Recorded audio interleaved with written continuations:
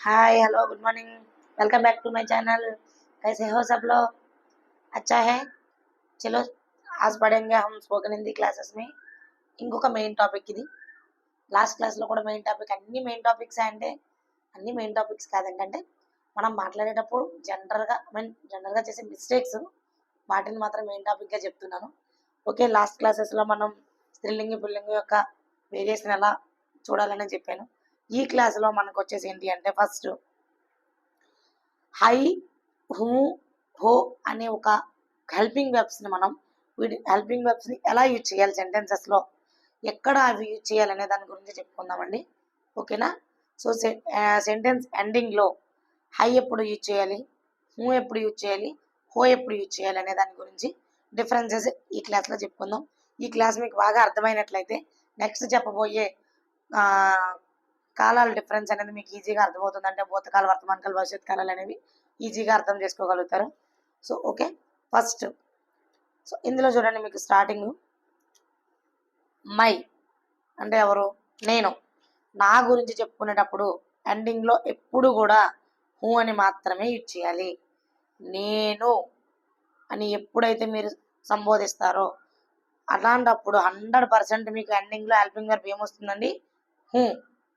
मैं बाजार जा रहा हूँ, मैं खाना खा रहा हूँ, मैं चल रहा हूँ, मैं आ रहा हूँ. ఓకే, मैं मंदिर जा सकती हूँ.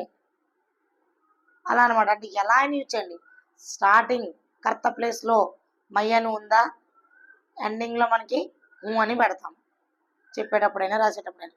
నెక్స్ట్ తుమ్. యాక్చువల్గా ఈ వర్డ్ యూజ్ చేయదని మీకే నేను ఆల్రెడీ ఫస్ట్ బిఫోర్ క్లాసెస్లో ఇప్పుడే చెప్పినట్టు గుర్తు. బట్ ఇది యూజ్ చెయ్యము, కానీ ఎక్కడ యూజ్ చేస్తామని కూడా మీకు ఎక్స్ప్లెయిన్ చేశాను. మనకన్నా చిన్నవాళ్ళని తుమ్ అని. తుమ్ అంటే ఏంటి వస్తుందంటే మనకి నీవు అని వస్తుందని మీనింగ్.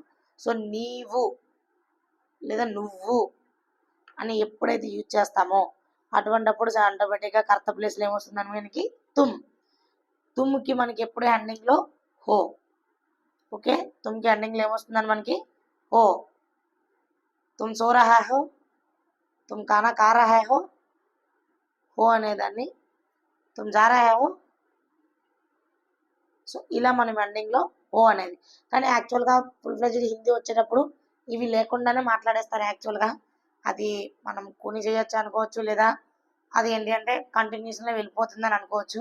బట్ ఫుల్ ఫ్లెడ్జ్డ్గా హిందీ మాట్లాడాలి, మేము సెంటెన్స్ బై సెంటెన్స్ నేర్చుకోవాలనుకుంటే ఇవి పెట్టి నేర్చుకోండి. ఓకే, నెక్స్ట్ ఇన్ కేస్ సింగులర్గా వాడుతున్నాం, లేదా రామ్, ఎక్ లడక, లడికి, లేదా ఒక్కటే దాని గురించి ఏదైనా సింగులర్గా చెప్పేటప్పుడు, ఒక పర్టికులర్గా ఒక్కరి గురించి చెప్పేటప్పుడు అయితే హై వస్తుందండి. హై, ఇది రెండు కూడా హైలే, బట్ ఈ హై దగ్గర డాట్ అనేది ఉండదు మీకు పైన.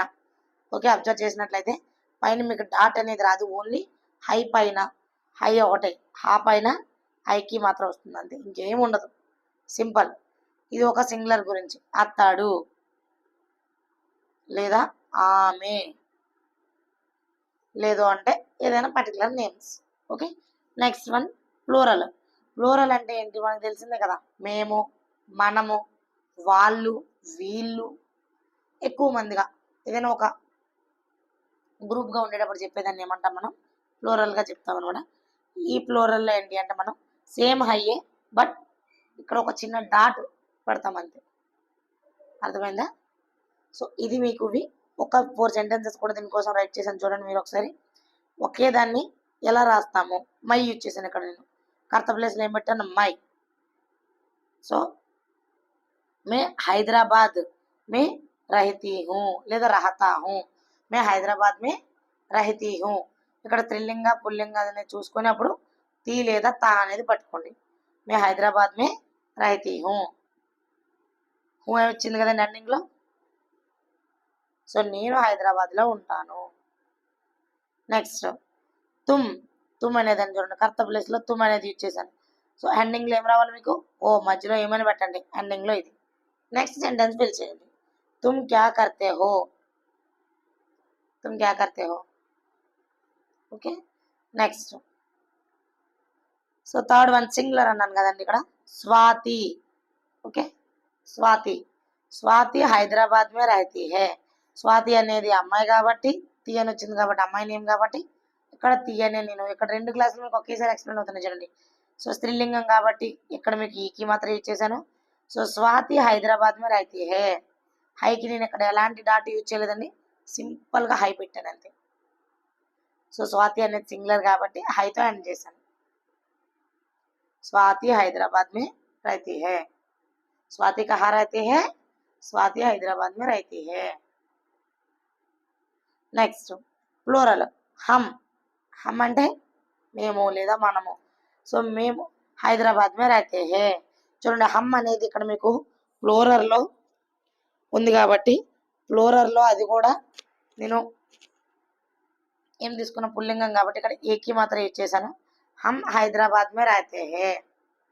హై దగ్గర డాట్ కూడా ఇచ్చేసాను.